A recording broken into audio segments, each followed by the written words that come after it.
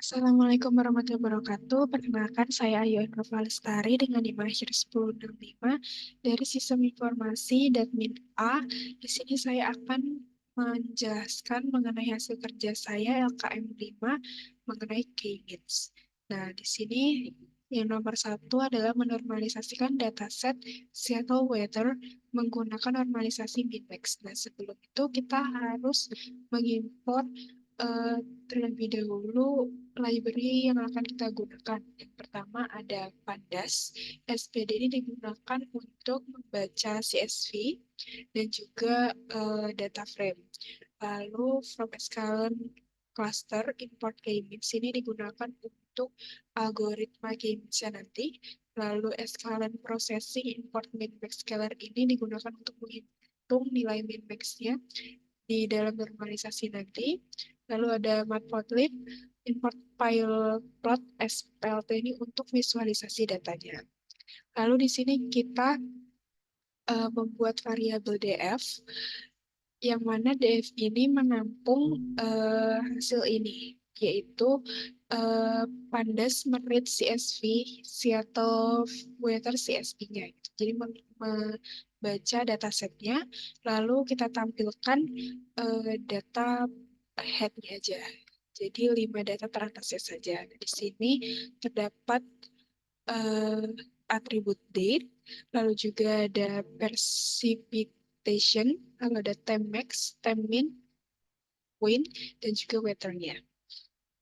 Nah, kita lanjut ke nomor satu, yaitu normalisasikan dataset Seattle Weather menggunakan normalisasi min-max. Di sini kita membuat variabel scalar namanya.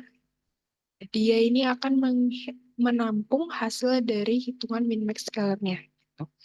Lalu di sini kita akan menghitung eh, normalisasi dari kolom atau data frame precipitation-nya gitu. Nah, dari data frame precipitation ini lalu hasilnya nanti ditransform scalarnya dari data frame precipitation-nya gitu. Lalu nanti kita tampilkan data frame-nya hasil dari normalisasinya. Begitupun dengan kolom-kolom yang lainnya atau atribut-atribut yang lainnya.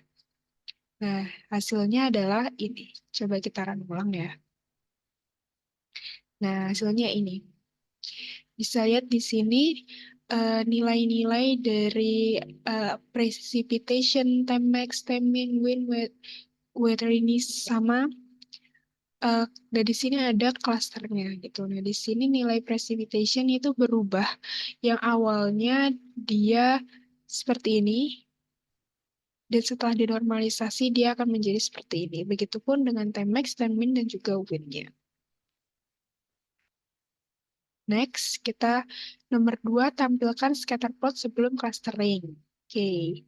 Nah, untuk scatter plot sebelum clustering, caranya yaitu, nah di sini untuk precipitation dan juga Tmax, di sini kita menggunakan plt.scatter, yang mana dia itu fungsinya untuk menampilkan plotnya gitu. Dari apa? Dari data frame precipitation dan juga data frame Tmax dengan color red, dengan color merah gitu. Nah, untuk sumbu X-nya itu kita akan mengambil data dari precipitation, lalu Y-nya juga dari Tmax-nya. Dilabeli dengan nama ini. Nah, di sini bisa dilihat plotnya. Di sini untuk sumbu X-nya itu precipitation dan juga sumbu Y-nya itu time max. Dengan warna color-nya itu red. Untuk time min dan juga wind sama caranya. Di sini plt.scatter digunakan untuk menampilkan plotnya, scatter plotnya dari data frame time min dan juga data frame wind dengan color yellow, X-nya time min dan Y-nya wind. Nah, bisa dilihat di sini scatter plotnya untuk sumbu X-nya yaitu time min dan sumbu Y-nya yaitu win, dengan warnanya yaitu kuning datanya, titik dari datanya. Lalu precipitation dan juga time mean. Sama juga caranya. Di sini PLT.scatter digunakan untuk memvisualisasikan datanya, apa scatter plotnya dari data frame precipitation dan data frame time mean, lalu colornya itu green, hijau, lalu sumbu X-nya yaitu precipitation dan sumbu Y itu time mean. Dan hasilnya ini di sini sumbu X precipitation dan sumbu Y-nya time mean dengan warna hijau. Lalu time max dan win. Di sini ada plt.scatter dari data frame timemax dan juga data frame win dengan color blue. Untuk sumbu X-nya itu timemax dan sumbu Y-nya itu win. Dan hasilnya yaitu ini. Di sini sumbu X-nya timemax, sumbu Y-nya win. Dan juga di tengah-tengah ini adalah persebaran titik-titik datanya dengan warna biru. Oke, nomor 3, ini akan saya gabungkan codingannya dengan nomor 5, yaitu clusterlah, nomor 3 clusterlah dataset settle weather dengan nilai K2, 3, dan 4. Tampilkan scatter plot setelah clustering untuk nomor 5.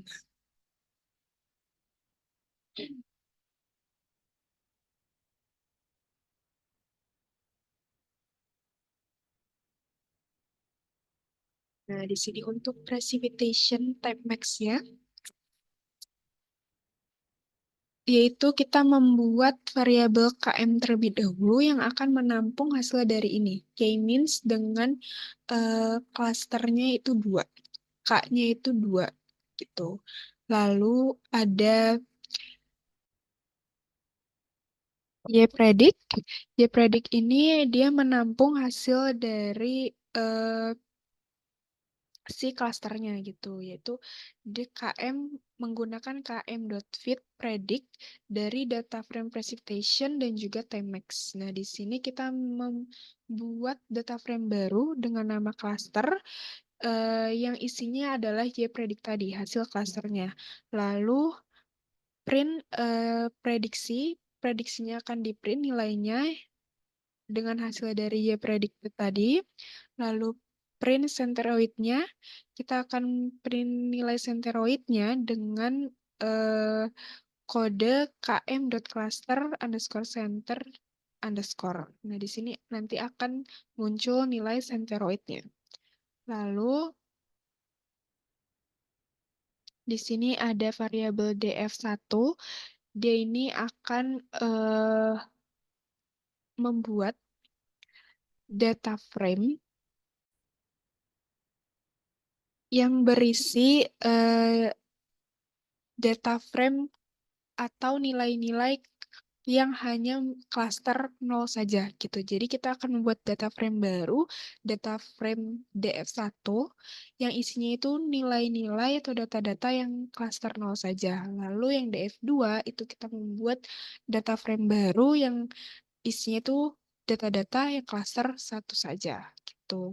Lalu di sini PLT scatter yang digunakan untuk memvisualisasikan scatternya atau membuat plot scatternya, di mana dari DF1 precipitation dan juga DF1 time max dengan colornya red atau merah, lalu PLT scatter dari DF2 dari cluster 1 ya, berarti precipitation dan juga time max colornya yellow. Jadi yang cluster 0 itu dia warna merah dan klasternya 1 itu dia berwarna kuning gitu. Lalu ada PLT scatter KM cluster centers ini dia digunakan seperti yang tadi digunakan untuk menampilkan nilai centeroidnya. Nah, centeroidnya nanti itu akan diwarnai berwarna hitam dengan marker bintang dan labelnya centeroid gitu. Nah, lalu tampilkan PLT legendnya gitu. Nah, di sini hasilnya prediksi. Prediksi ini dia di dalamnya hasilnya itu nanti ada Cluster-clusternya, nilai cluster-clusternya. Jadi ada 1 dan 0 gitu. Dan karena dia clusternya cuma 2, jadi senteroidnya di sini hanya ada 2 baris saja.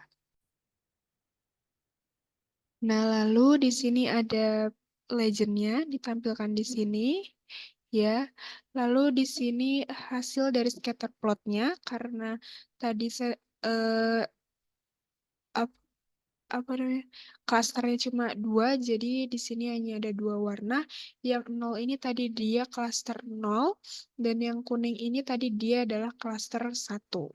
Nah, di sini ada bintang-bintang di dalamnya ini adalah senteroidnya, dan di bawah ini adalah nilai-nilainya. Tuh. Lalu untuk klaster 3 juga sama, hanya beda di jumlah klasternya. Lalu kita membuat data frame DF3 yang hasilnya nanti adalah data-data yang termasuk ke dalam klaster 2 gitu. Lalu di sini kita akan tambah untuk menampilkan plot scatter atau data mana saja sih yang termasuk ke klaster 2 gitu dengan PLT.scatter, DF3 dari precipitation, dan dari DF3 dari Tenmax dengan color green. Lalu kita tampilkan senteroidnya juga dengan color black, marker bintang dan label senteroid, dan kita tampilkan legendnya. Dan di sini prediksinya ada 2. 2 ini di dalamnya ini ada klaster 2, ada klaster 1, dan juga klaster 0. Lalu senteroidnya karena dia cuma 3 klaster, jadi ada 3 baris senteroid di sini. Lalu ditampilkan legend, dan di sini hasil dari scatter plotnya. Yang merah tadi dia adalah klaster 0, yang kuning tadi dia adalah klaster 1, dan yang hijau adalah klaster 2 gitu. Dan masing-masing dari klaster memiliki senteroid di tengahnya dengan tanda bintang berwarna hitam gitu.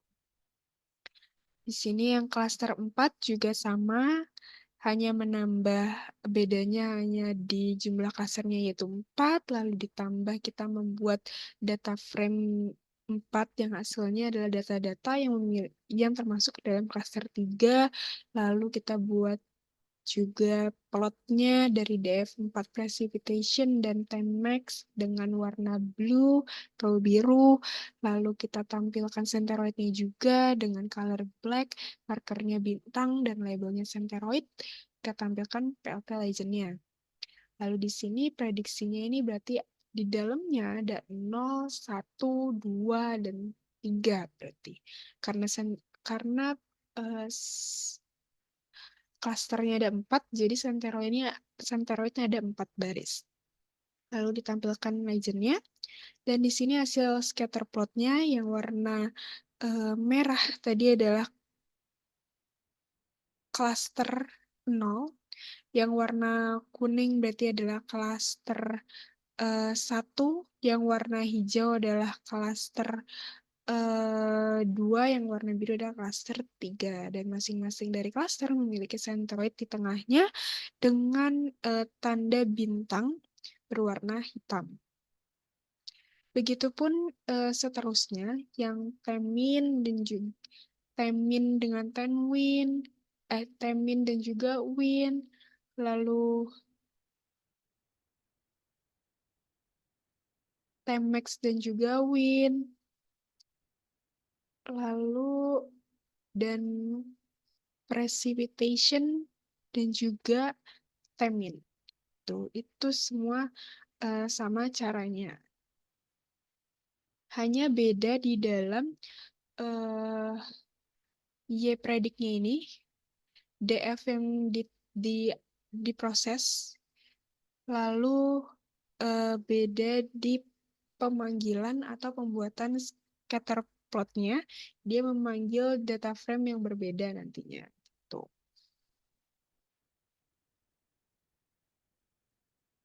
Lalu untuk nomor selanjutnya, yaitu nomor 4, kita run semua terlebih dahulu. Jadi di sini nomor 4 diperintahkan untuk tentukan key terbaik. cluster terbaik, nilai K terbaik jika dilakukan dengan analisis elbow method. Nah, di sini kita akan melakukan analisis menggunakan elbow method. Oke, di sini yang pertama adalah precipitation dan juga Tmax. Saya akan menjelaskan precipitation dan Tmax saja, karena yang lainnya caranya sama. Untuk elbow sendiri, itu terdapat dua cara yang saya temukan, yang saya pelajari, dan cara pertama ini kita manual. Kita membuat variabel inersia, list kosong, gitu.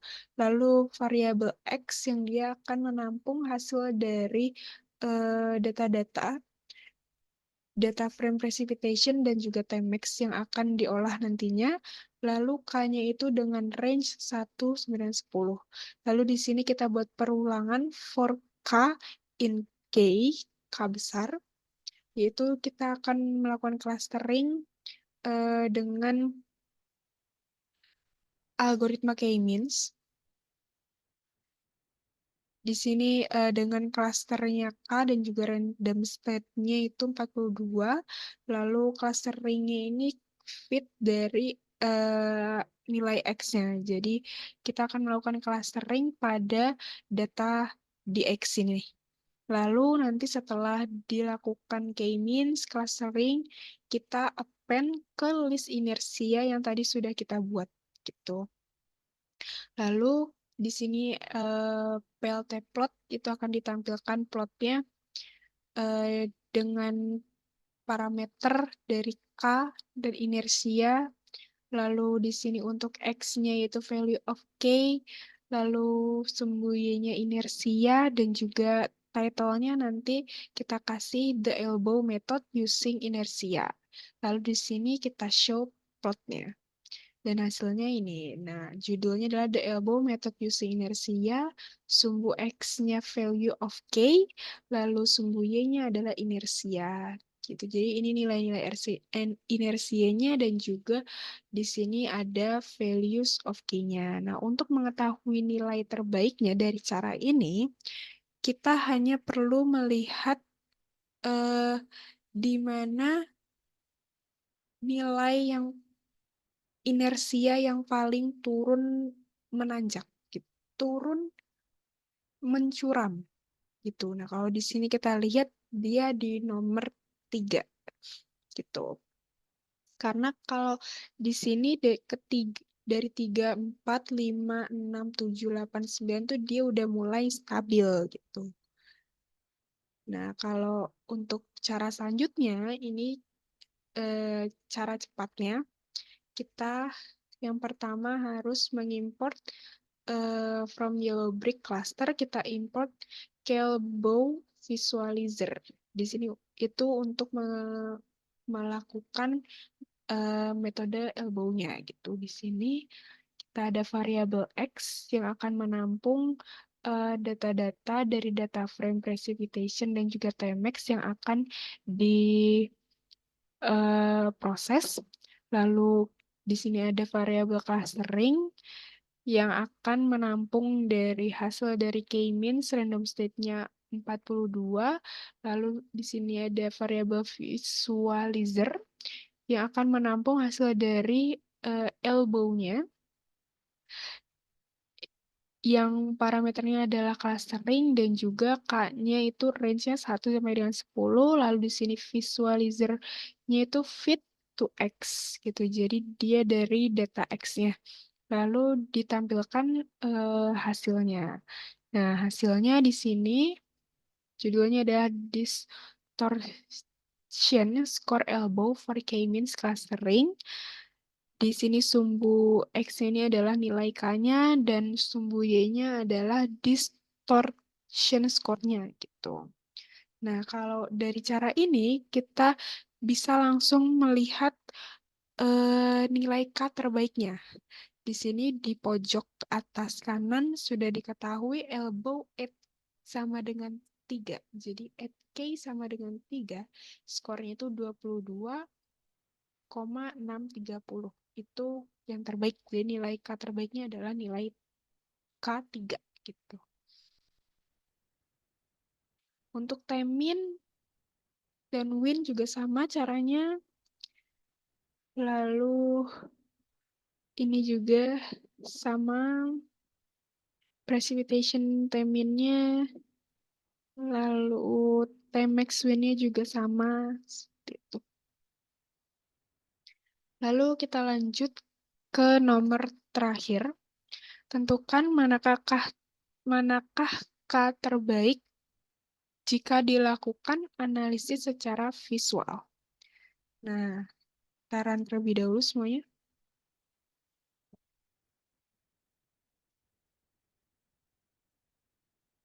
Oke. Saya akan menjelaskan hanya yang precipitation dan Tmax saja, karena cara yang lainnya itu sama. Untuk yang lainnya sama. Jadi sini kita mengimport Silhouette score dari escalon.matrix. Gitu. Di sini untuk menghitung nilai Silhouette-nya. Gitu. Nah, kita yang pertama membuat variabel Silhouette-nya terlebih dahulu.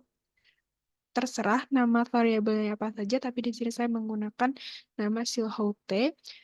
Dia ini adalah list kosong. Tuh, di sini ada variabel K yang menampung range-nya 2 sampai dengan 11. K ini nanti nilai K-nya, nilai klasternya, minimum 2 klaster. Gitu. Lalu di sini ada X, variabel X, dia itu menampung data-data dari data frame precipitation dan juga Tmax yang akan diproses nantinya. Lalu dilakukan perulangan K in K besar. Oke, lalu clustering, variabel clustering ini menampung hasil dari K-means, clusternya sama dengan K, dan random state-nya itu sama dengan 42. Lalu clustering fit, X, dia ini clusteringnya artinya melakukan k-means dari data X gitu. Lalu labels, dia diberi labels. Variabel labels ini dia memberi labels pada si clusteringnya nanti atau datanya nanti. Lalu si Holte.appen di sini hasil dari proses yang di atas tadi, hasil dari nilai si Holte-nya tadi di-append ke list kosong yang sudah kita buat di awal tadi. Gitu, di sini. Ya, dia akan masuk ke dalam sini hasilnya. Nah, lalu selanjutnya kita buat perulangan lagi for K, K kecil, skornya in zip. Zip ini dia menggabungkan nilai-nilai gitu menjadi satu, dia menjadi tuple hasilnya itu. Dengan parameternya K dan si Holte. Lalu di print for n cluster K, K-nya ini nanti adalah nilai K-nya, nilai klasternya, K berapa. Lalu the Holte score is skornya, nilainya berapa itu. Nah, hasilnya di sini contoh untuk for n cluster. Kalau cluster 2 itu nilai Holte-nya itu 0,51. Klaster 3 nilainya 0,53, 4 nilainya 0,547, 5 nilainya 0,44, 7 nilainya 0,45, 6 nilainya 0,45, 7 nilainya 0,43, 8 nilainya 0,43 juga, 9 nilainya 0,42, dan 10 nilainya 0,43. Lalu, bagaimana cara kita mengetahui nilai K terbaiknya? Gitu dari sini kita hanya perlu melihat nilai Silhouette terbesarnya. Di sini nilai Silhouette terbesarnya dimiliki oleh klaster 3. Berarti nilai K terbaiknya adalah nilai K sama dengan 3. Gitu. Mungkin untuk nomor 6-nya, karena nomor 6 ini adalah penjelasan saja, jadi saya akan membaca dari hasil LKM saya. Soalnya adalah analisislah perbandingan scatter plot sebelum clustering dan setelah clustering. Nah, scatter plot sendiri ini adalah jenis grafik yang menampilkan titik-titik data dalam dua dimensi, yaitu sumbu X dan juga sumbu Y, dan digunakan untuk memvisualisasikan hubungan antara dua variabel atau lebih scatter plot atau lebih. Scatterplot ini memiliki beberapa manfaat dan fungsi. Yang pertama, dia itu membantu menentukan apakah ada hubungan atau enggak sih antara dua variabel atau lebih. Lalu memperlihatkan pola pada datanya gitu. Polanya seperti apa. Lalu mengidentifikasi outlier, nilai-nilai data-data yang outlier gitu. Lalu mempermudah interpretasi datanya. Lalu scatterplot sebelum clustering memvisualisasikan persebaran data yang menjadi satu atau dengan kata lain belum ada tanda cluster dari setiap datanya. Nah, sebelum data pada scatterplot akan hanya memiliki semua data pada scatterplot hanya akan memiliki satu warna atau tanda. Sebelum melakukan clustering, scatterplot ini membantu dalam pemahaman pola distribusi data yang ada dan memungkinkan untuk mengidentifikasi apakah ada kelompok-kelompok yang terpisah secara visual. Lalu scatterplot setelah clustering itu memvisualisasikan bagaimana data dalam dataset terbagi menjadi beberapa kelompok atau klaster setelah proses clustering menggunakan algoritma K-means. Dalam scatterplot tersebut, sumbu X dan sumbu Y mewakili fitur-fitur tertentu dari data, misalnya precipitation, dan Tmax, sedangkan warna atau marker yang digunakan untuk menunjukkan keanggotaan klaster dari setiap data, seperti warna-warna itu yang tadi yang warna merah, kuning, hijau. Lalu scatterplot ini membantu dalam mengidentifikasi apakah klaster-klaster yang terbentuk saling terpisah dengan jelas atau mungkin terjadi tumpang tindih antara klaster-klaster tertentu. Nah, selain itu, scatterplot juga menunjukkan sentroid dari setiap klasternya yang membantu dalam memahami lokasi relatif dari pusat-pusat klasternya. Nah, sentroid tadi di dalam kodenya itu kita buat dengan marker bintang, warnanya hitam, lalu ada labelnya itu Centroid gitu. Mungkin sekian saja dari saya, kurang lebihnya mohon maaf. Wassalamualaikum warahmatullahi wabarakatuh.